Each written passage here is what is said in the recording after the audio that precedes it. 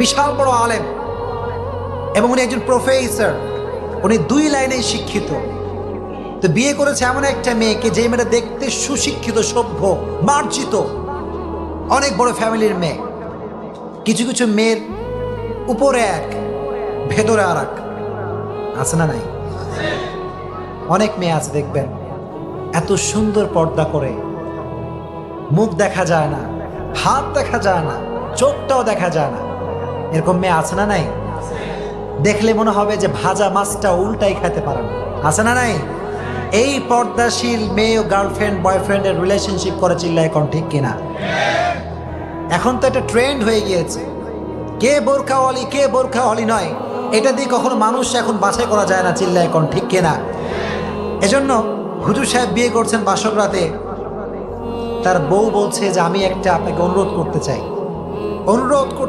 অনুরোধটা কি? বলছে আমি আপনার সাথে সংসার করতে পারি, একটা শর্ত আছে। একটা কি আছে? এবার হুজুর বলছে কি শর্ত? What is the condition? শর্তটা আসলে কি? বলল হুজুর, আমি আপনাকে বিয়ে করছি ঠিক আছে, এটা মূলত আব্বা আম্মার কারণে করেছি, কিন্তু মূলত আমার দাড়িওয়ালা ছেলে পছন্দ হয়। নাউজুবিল্লাহ পড়া। তা আমার যে সুন্দর চেহারা, এটা কি আপনার পছন্দ হয়? হুজুর বলল অবশ্যই, তুমি তো খুব সুন্দরী, অসাধারণ তুমি দেখতে, মেঘ কালো কেশ, কাজল কালো চুল, তাকালে প্রাণটা জুড়িয়ে যায়, হাসিতে যেন মুক্তা ঝরে, এত সুন্দরী তুমি, রূপবতী তুমি, তোমাকে তো আমার ভালো লাগে, এই জন্য বিয়ে করেছি। বলো যদি সত্যিই তাই হয়, তাহলে একটা আই হ্যাভ অন রিকোয়েস্ট, একটা অনুরোধ আছে। What is the request? অনুরোধটা কি?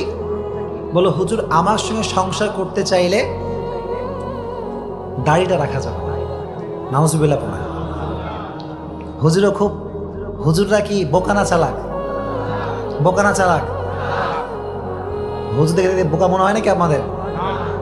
আমাদের নিয়ে অনেকে জ্বলনি আছে না নাই? আমাদেরকে নিয়ে সব জ্বলনি। আমার অনেকে কয় যে হুজুর বেশি স্টাইল করে, আছে না নাই? হুজুর সেই হবে সবচেয়ে বেশি স্মার্ট, চিল্লা এখন ঠিক কিনা? আমার নবী কি খ্যাত ছিলেন? কথা করে খ্যাত ছিলেন নাকি আমার নবী?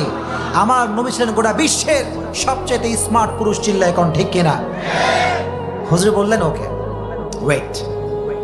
ওয়েট আ মিনিট, একটু সময় দাও, তুমি একটু এখান থেকে যাও, আমি তোমাকে উত্তরটা দিব আফটার অন আওয়ার, 1 ঘন্টা পরে।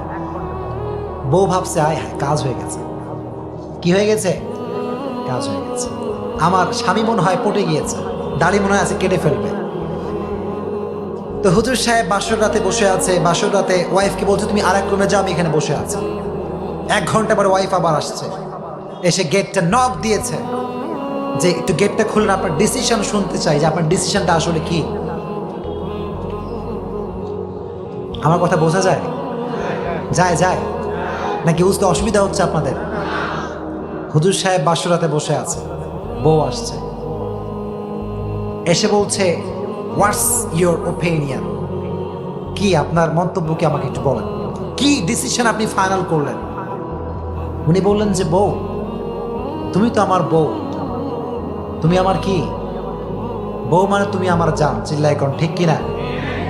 কিন্তু আমি অনেক চিন্তা করে দেখলাম যে আসলে আব্বা আম্মার পরে তুমি আমার পৃথিবীর সবচেয়ে আপন, ঠিক কিনা? বউ তো মহাখুশি, তাহলে তো অবশ্যই ভাবসাব খুব ভালো, মনে হয় সব কিছু ঠিকঠাক থাকবে। এবার হুজুর বলল যে আমার আব্বা আম্মা আপন, তারপরে তুমি আমার আপন, কিন্তু সবার আগে আমার আপন একজন, চিল্লায় কোন, তিনি কে? যখন তিনি কে? আল্লাহ আমার সবচেয়ে কাছের, আমার আল্লাহ সবচেয়ে আমার প্রিয়, চিল্লায় কোন ঠিক কিনা? আমি আয়াত পড়েছি, আমার বউ একটা আয়াত পড়েছি, ওমা আতাকুমুর রাসূলু ফাখুযুহু ওমা নাহাকুম আনহু ফান্তাহু। আল্লাহর হাবিব বলেছেন যে তুমি যদি আমাকে বাদ দিয়ে পৃথিবীর সব জায়গায় সুখ খোঁজো, তুমি মনে করবা এটা সুখ, কিন্তু এটা প্রকৃত পক্ষের সুখ হতে পারে না, চিল্লায় এখন ঠিক কিনা?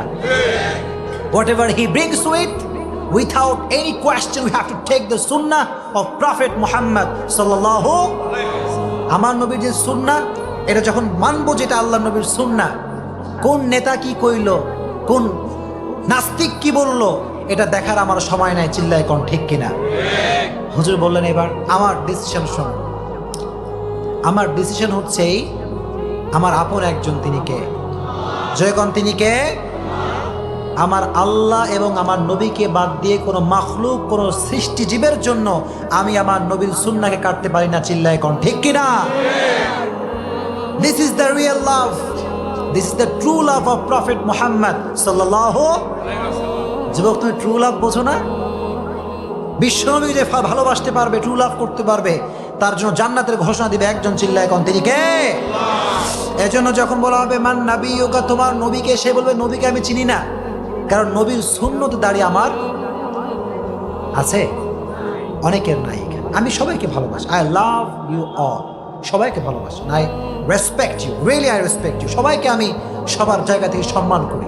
আজ আমি এখানে মেহমান, সত্যি একটা ছোট্ট মেহমান আমি, আমার বয়স খুব কম, আমার সাথে বড় বড় আলেম এখানে কথা বলবেন। সো এখানে কথা বলার যোগ্যতা আসলে যে কোয়ালিফিকেশন দরকার, এটার একটা কোনো আমার ভিতরে নাই। আমি অনুরোধ করছি, আজকে অনুরোধ করছি, হাতে পায়ে ধরে, যাদের মুখে দাড়ি নাই তারা আমাদের ভালোবাসার মানুষ, ঠিক কিনা?